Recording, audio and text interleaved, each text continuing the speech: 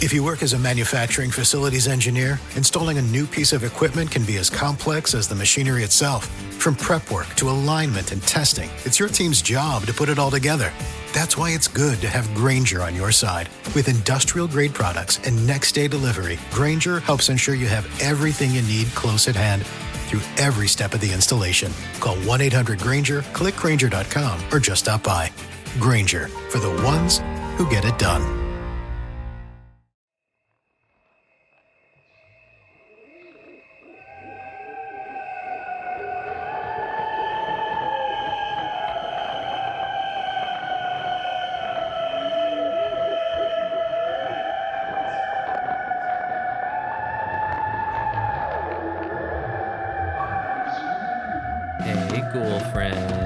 It's me, Adrian, or Aiden. Either way, I am still your host, and you are listening to Susto, the episode of Ookie, Spooky, Scary Stories. Thanks for coming back. If you're returning, thanks for coming back. If this is your first time, welcome. We're still pretty early on in the series, so if you haven't yet, make sure to go listen to the first few episodes. I really enjoyed them. I've been getting some pretty neat feedback from some of you all, so thank you all so much for that. And as always, make sure to subscribe, share this podcast, and make sure to follow the Instagram at Susto Podcast for updates on the show. Also, if you have your own scary story that you would like to share with me and you would like for me to read on the show, you can do that by leaving a 5-star review on iTunes. Yes, I am shamelessly asking for a 5-star review. And if you don't have Apple Podcasts, you could also just send an email with your story to sustopodcast@gmail.com. So today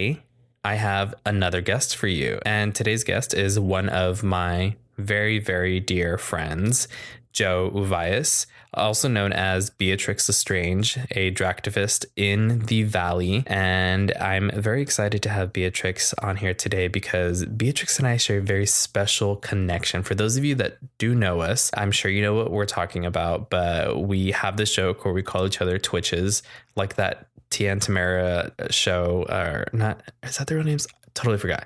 But the Tamari twins, yeah, I think that's their name. They have that Disney movie where they're twins and they're also witches. That's basically me and Joe. Ever since we started working together, just the weirdest things would always happen where we would like call each other or text each other the minute that the other was thinking about the other.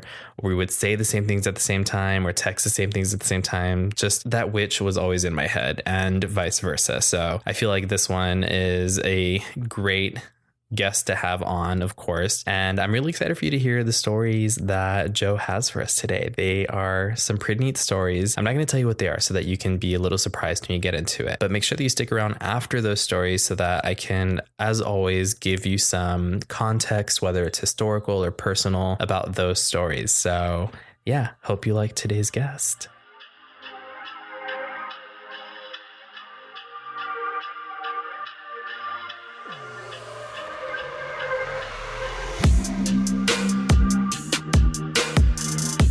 Joe Uvalles, aka Beatrix Lestrange. Welcome, Joe. Hi. Thanks for being here.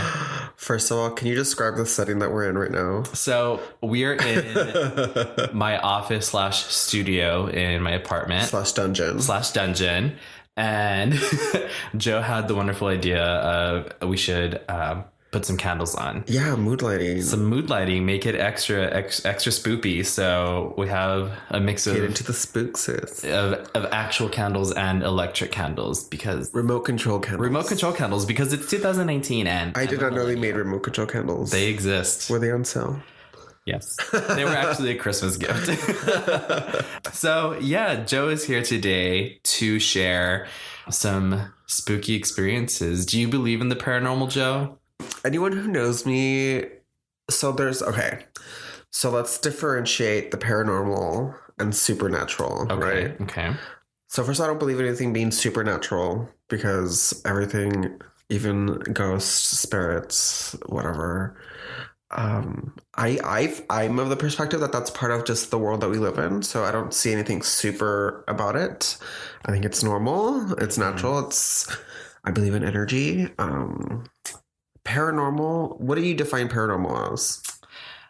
It's kind of like It's a very vague. It has very vague parameters, is what I'll say about it. To me, at least, it's like I feel like paranormal is more like with spiritual things, so like ghosts and spirits and energies and demons and evil energy. Supernatural to me is more like extraterrestrial kind of stuff. You know what I mean? I feel like that's a differentiation for me. Well, I believe in a lot of things. I personally grew up in a household with a grandmother who was for I guess lack of a better term, because I remember she really didn't like when people called her a bruja. So she was, I guess, someone you would consider more like a curandera, a faith healer, very spiritual. So I grew up surrounded by altars and candles and incense and rituals and just a bunch of stuff. And so to me, these things are kind of just like part of my reality. So yeah, I mean, I do believe that there are things out there that maybe we cannot see or sense or understand with our 5 normal senses. But yeah, I do believe in those. I believe. I'm a believer. I'm a believer. I love it. What a beautiful answer. I've never heard anyone differentiate paranormal and supernatural that way. Yeah, you have to. I mean, again, for me, it's more like I consider myself very spiritual. For lack of a better term, I'm fine with people calling me like a witch or bruja or brujo, whatever you want to call me. I have a lot of understanding of a lot of these things because I grew up with it. And so for me, it's just second nature. And even my brothers, who, if you don't even like, they are the most cisgender heterosexual normal type of guys, like they even have like a lot of this understanding as well, even though they don't talk about it, you know. Okay, cool. So you have some stories to share with us, right? Yes, please tell. Just go for it. Spooky stories. So I grew up in an environment where I had a grandmother who, like, I'm sure you've seen Practical Magic, right? So that there's that one scene where the girls are with their aunts or whatever, and then like it's like the middle of the night and this lady comes in knocking and she like needs a love spell or something. But yeah, so I grew up in a house where people were coming at different hours, and my grandmother would make herself available. So whether it was lighting candles or doing some sort of spiritual work for them or reading their cards or you know, she would also go to people's houses and do limpias and cleansings and blessings and stuff. And so from an early age, I kind of grew up with this understanding that I was going to continue that kind of work within my lifetime. And I was the closest one to my grandmother. So she would teach me things, or she would take me with her so that I could see how these things were done and learn by observing.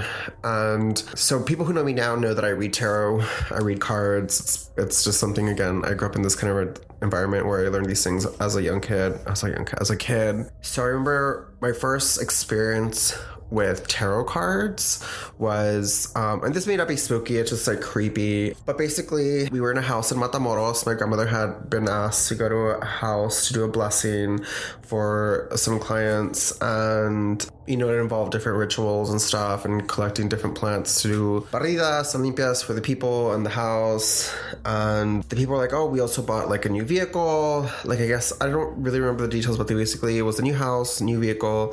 And they were like, we need to do a cleansing. And so my grandmother is doing a cleansing in the car. She's like burning incense inside of it and stuff and saying prayers. But as they were kind of cleaning out the car at the same time, they found a deck of tarot cards in the glove compartment. And I mean, as much as my grandmother would invite me to go to these things to witness or just like, I guess, be her little assistant, like I really wasn't hands-on as much as she was. I made the mistake. My grandmother was very like, you know, these...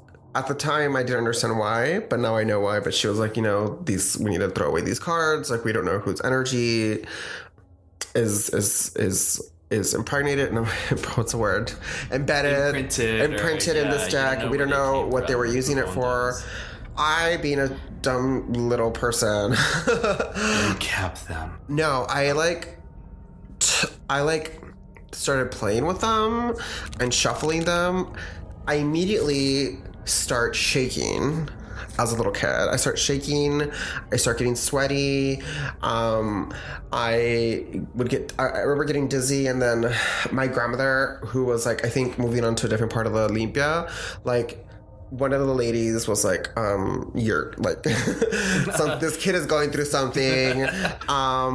And so my grandmother, like, immediately, like, she was like, she didn't even have to say anything. She was like, you were fucking playing with the cards, weren't you? I knew it. And she totally knew. And so she got an egg, because traditionally in our culture, eggs are used to do cleansings, usually by like swiping it all over someone's body, saying prayers.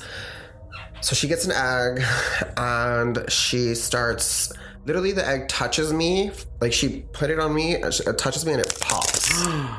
Oh, I just got chills. The egg breaks. And then my grandmother was like, oh, this is like serious. Oh my gosh. So then she proceeds to get another egg, and then she does Olympia, and then she, traditionally break the egg in a glass of water. The egg was pretty much cooked from the inside. Like, it was like there was, so basically that means that there was some kind of, so the idea is that the egg picks up or absorbs the energy or whatever was imprinted, or whatever I had picked up from playing with those cards. Yeah, just for the people that may not know that are hearing this, it's just called a barrida. A barrida, like a rub down, basically, for those who are not from the cultural awareness, the Latinx culture. Latinx culture. And yeah, it's like you get rubbed down with an egg. Usually someone will say a prayer, but with the intention of the egg absorbing whatever like bad energy has been like bestowed on you, or that you absorbed yourself or whatever. Yeah. And then you put it in water. When I grew up getting the baridas, my mom would put the egg in the water, and sometimes they would leave it under my bed. Yeah, like, that's another way to do it. Yeah, overnight, and then you see it in the morning and see like how much of it is cooked or whatever. And that's supposed to be like the bad energy cooking the egg that was taken out of you. So that's a barida for people who may not know. Yeah. But okay, so that was my first encounter that I remember. Just like, what was this? I don't even remember, like, I just remember afterwards, like, my grandmother being really pissed at me because she obviously went to go do a job, right? And I think for me, I was like, oh, like, this is serious. This is very real. Ironically, I read tarot cards now, and I don't have a bad relationship with the cards. I feel like that could have, like, traumatized me, but it didn't. You're also not just picking up strange decks. And the thing is, like, how can a deck of cards be embedded with any kind of negative energy? I mean, it really depends on the person who's using them and what kind of focus their spirituality or whatever energies they're working with, And so for me, I mean, that was definitely like a learning lesson, a learning teachable moment for me as a little kid, growing up with a grandmother who did these kind of things. I have a perfectly good spooky story. It's not spooky. It was spooky to me. Okay. Because I mean, if it's spooky to you, I can't even imagine how I'm gonna feel about it. I used to work at a yerberia. A yerberia is like a spiritual store, kind of like a magic store in downtown Bronzeville.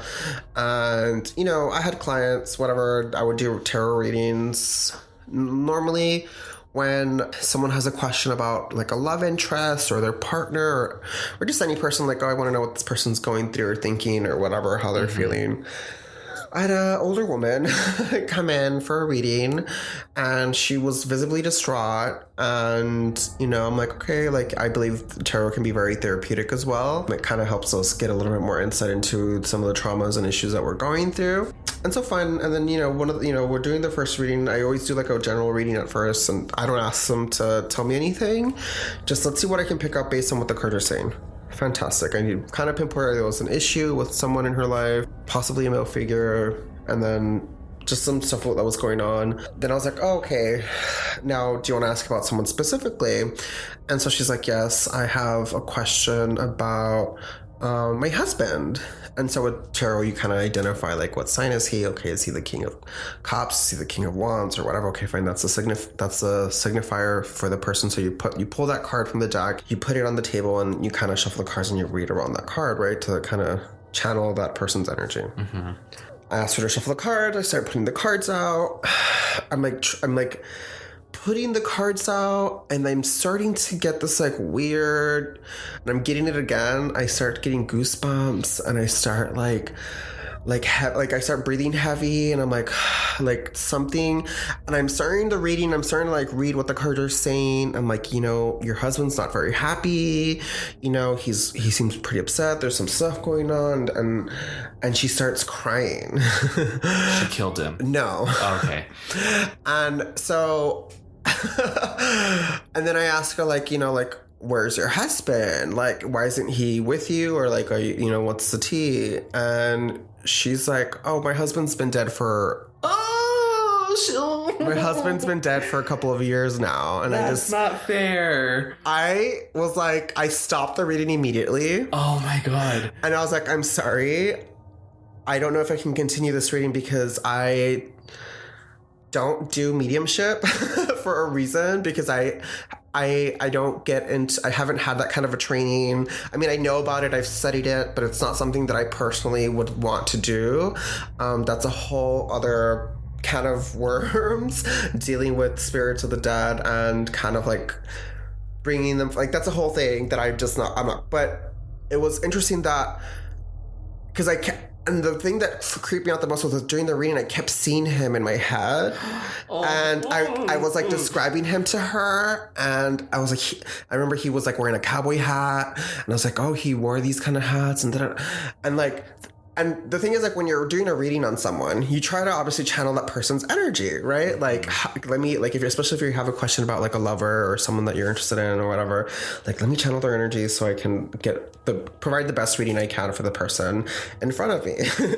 So technically what I was doing, and she didn't tell me, was channeling this person's spirit and kind of conjuring or summoning his energy and his spirit, because I kept seeing him and he kept coming through, and it was one of those things where when she's like, he's been dead for a couple of years, I was like, girl, do not do that to me. Like, I'm not ready for that. I'm not ready to work with that kind of energy. I'm not ready to open those doors. I know what my limits are in this kind of work. She apologized. She totally understood, but she got the answers that she needed. But I remember, like, the moment she said, oh, he's been dead, I was like... Record scratch. Yes. Face crack. Shook. I was like... Wig gone. Oh, my God. And since then, I kind of tell people, like, if I'm doing a reading and someone wants to intentionally ask about someone who's been passed, I kind of tell them, like, I don't do that. Like, I can't, like, not that I can't. I just don't mess with that. Especially because at the time, like, the feelings I was getting, like, I started breathing heavy, I started getting goosebumps, and I was like, oh, maybe I'm just, like, really channeling this person's energy. Maybe I'm just having a full psychic moment. But no, I was literally, my body was kind of reacting to the fact that I was intentionally drawing that person's spirit to me, and that was just not something I was ready for. Can you tell me a little bit about, like what, because you mentioned right now that, like, he was, like, upset, or, like, can you talk a little bit more about that, or you don't want to? I mean, I don't, it was this was like 6 or 7 years ago, okay. But I remember just something to do with what she was doing. I guess she wanted to know if he was okay with the choices that she was making. She had some stuff going on in her life, and she had a lot of questions about it. But to her, she really needed her husband's, like, validation. But, like, girl, tell, like, and this is what I'm about to contact the dead. This is what I tell people, like, you have to really know. And I mean, for me, that was like a learning experience in what I do when it comes to reading tarot for people.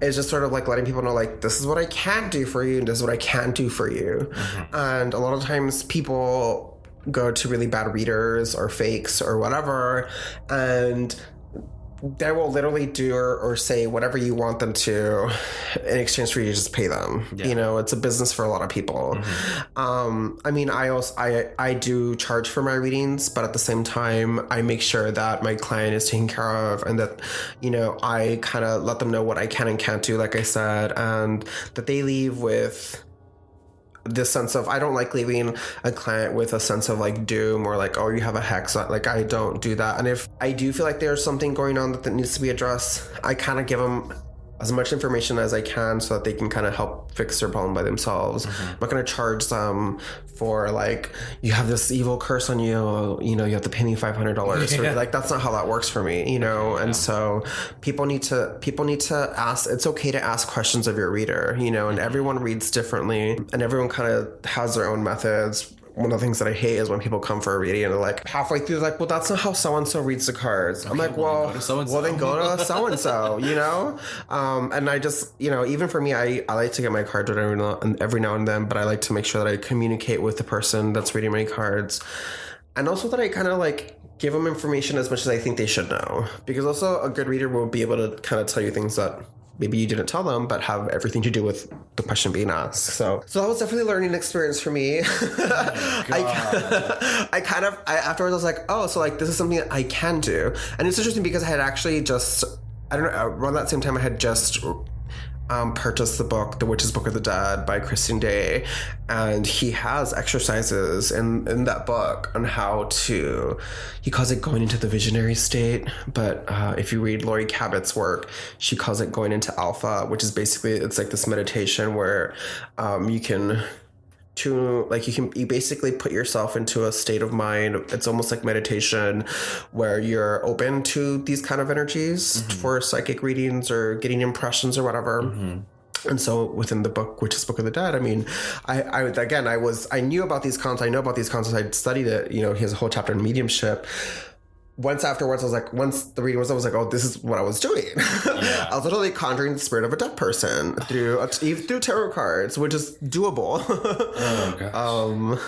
But yeah, please tell your readers if you're going to go to a reader, if you have questions about a dead person, because there are people who offer those services as mediums, you know, I guess I can do that, but I choose not to, because again, that's a whole other thing that I just don't feel I'm equipped 100% for. Yeah. I'm shook. I'm still shook. Oh my gosh. Joe. That was a good one. Yeah, that was a really good one.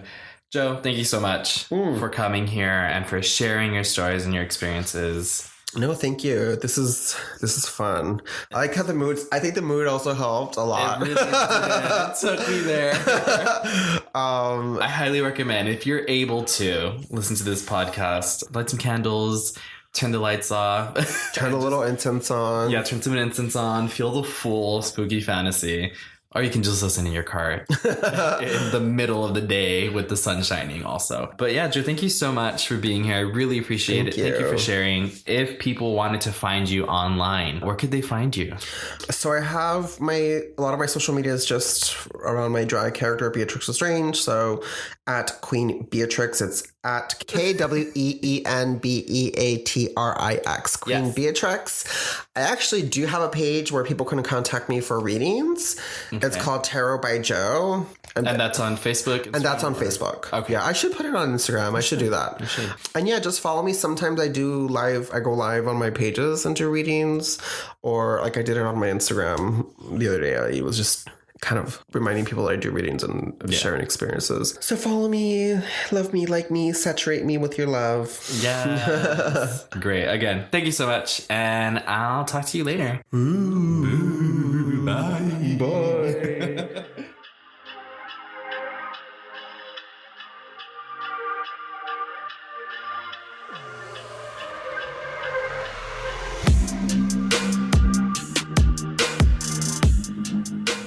All right. That was so fun. Literally the entire time that Joe was telling the stories, I just had chills running up and down my back, all over my arms. It was amazing. Also, that mood lighting was a great idea. Really helped the intensity of the story. So let's go ahead and jump into the historical context of it. I did a lot of research, I tried to do a lot of research regarding like tarot and the Mexican American culture, or just like the broader Latin American culture. But it was really hard to find like roots in our culture with that. But okay, so I'll just explain it. I'm going to give you a really brief history and then I'll dive a little more into it. But what I found online was from a website. It was from howstuffworks.com. Surprisingly, it's science.howstuffworks.com. But I wouldn't expect science to be under, or tarot to be under the science portion of this, but it is. And this piece is called How Tarot Cards Work by Leanne Obringer or Obringer. Sorry, Leanne, if I'm saying that wrong. Anyway, I'm just going to straight up read from here, copy and paste for you. And it says, according to tarot historian Tom Tadford Little, traditional playing cards were first seen in Europe in 1375. Having been brought over from the Islamic societies where they had been used for centuries before that, these cards were not, however, tarot cards. At this point, he says, there is no evidence to show that tarot cards had yet been created, which goes against many claims that ordinary playing cards evolved from the original tarot deck. I did not know that before. But it continues, it wasn't until 1440 that the cards that were most likely the origin of tarot cards were first mentioned. In a letter from the Duke of Milan, there was a request for several decks of Triumph cards to be used at a special event. The letter differentiated Triumph cards from regular playing cards. It does appear, however, that the first tarot decks were created as a game. There were 4 suits with cards numbered 1 through 10 and also court cards that pictured a king, queen, knight, and page. The deck also included 22 symbolic picture cards that did not belong to any suit. So I think that's the difference between that deck of cards and then modern tarot cards, is that modern tarot cards don't have those 22 picture cards. The decks were used to play a game called Triumph that was similar to Bridge. In Triumph, 21 of the 22 special cards were permanent trump cards. The game spread quickly to all parts of Europe. People began referring to the game as tarocchi or tarocchi, which is an Italian version of the French word tarot, around 1530. Did y'all like how I tried to spice up that tarocchi?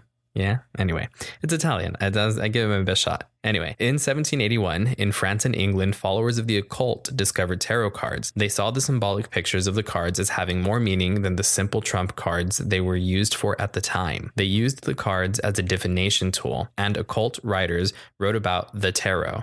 After this, the tarot became a part of occult philosophy. There are also those who believe that tarot cards originated in Egypt. In some circles, they are thought to be the sole surviving book from the great fire that burned the libraries of ancient Egypt. In this theory, the cards are considered to be the hieroglyphical keys to life. So one thing that I wanted to say about this is that, because they mentioned it at the beginning, is that people thought that playing cards came after, like a regular deck of just like playing cards came after the tarot. And then also here towards the end, they say that it was a game originally and then it turned into tarot cards. Is that a conversation that I had with Joe previously, and Joe, like, leave a comment or reach out to me or something if I misinterpreted this or misquote this, is that usually people who practice tarot, when they get very good at it or when they're very trained in it or skilled or what have you, is they can usually pick up any deck, almost any deck of anything, and be able to read someone's cards. So someone that is pretty knowledgeable about tarot or has been doing tarot for a while can just pick up a deck of regular playing cards and read someone's cards that way, because it's kind of similar where there's suits and then there's like a king, queen. I mean, there's no page, or I forgot what the other one was, but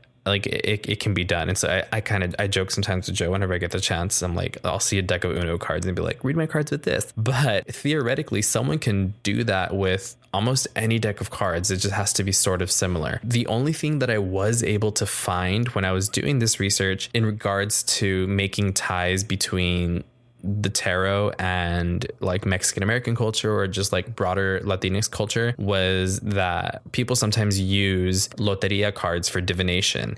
And if you don't know what loteria is, it's basically Mexican bingo. That is like the most easy kind of like bland way to describe loteria, because loteria can get like really intense. It holds like a very strong place like in our hearts and our culture. This game, it's like a really prevalent thing in our culture. But the way that you win is, so you have this card with all these little pictures on it lined up, and it's like 4 across and I think 4 down as well. And there's different ways to win, but someone will call out the cards. They'll shuffle the deck of cards, call out the pictures, the names of the pictures, and then you win by filling out your card a different way. So there's like carta llena, where you have to, it just means full card. You have to fill out the card. There's an X, where you just have to make an X shape, and you can also make up like your own ways to like win the game as a group. And if you look this up online, you'll see the pictures that I'm talking about. So when I saw that people use the cards for this game as a tool of divination, that made sense to me, because there's some cards in there that are like El Diablito or El Sol, La Luna, La Estrella,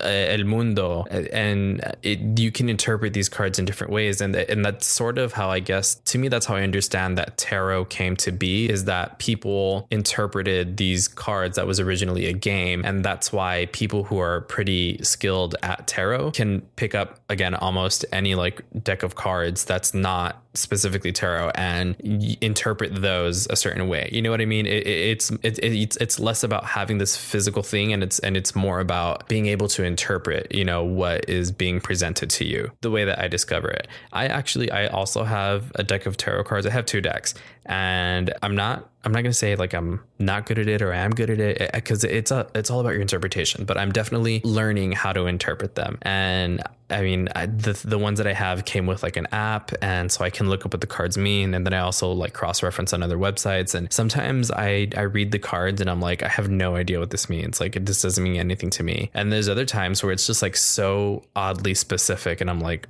wow, drag me tarot. That's amazing. So yeah, that's that. So I wish I could have been able to find more to tell you all, but the history of tarot cards, it's pretty straightforward. And everything that I was able to find said pretty much the same thing as this one website.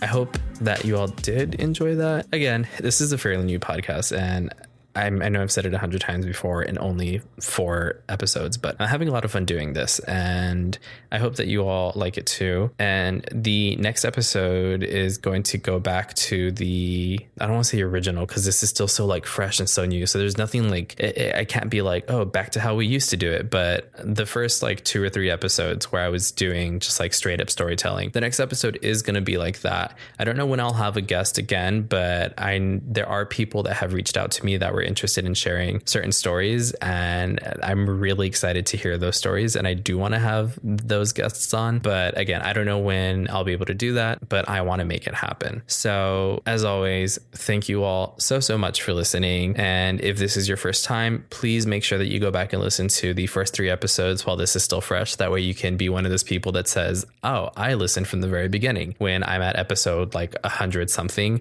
which imagine like 100 episodes of this show. That would be mind blowing to me. But hey, you know what? Let's put it in the universe right now. Now that we're talking about like divination and tarot cards, let's put it out there. I want you all to say that with me, that Susto will make it to at least 100 episodes. Okay. Thank you. Awesome. I'm going to make sure you said it. I can hear you. I'm hearing you right now. I'm just kidding. Anyway. So again, hope you enjoyed it. Make sure that you subscribe and leave a 5-star rating for the show if you liked it. If you have a story to share, you can share that with me by, again, leaving a 5-star review on Apple Podcasts. Or if you don't have Apple Podcasts, you can send me an email to sustopodcast@gmail.com. You can also just send me emails about other things. It doesn't have to be about just a story that you want to share. If you have ideas, recommendations, or tips or whatever, please feel free to send that all to me. I'd love to hear from you all. Also, for updates on the show, again, follow Susto Podcast on Instagram. And until next time, shuffle your cards well.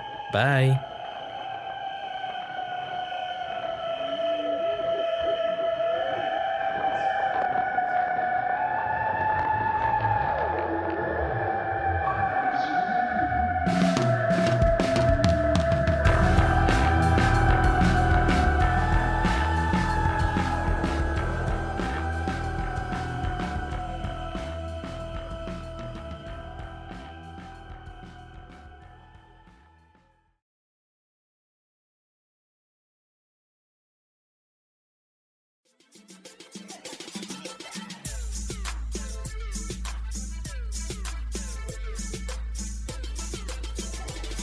This is a Net Thought Podcast.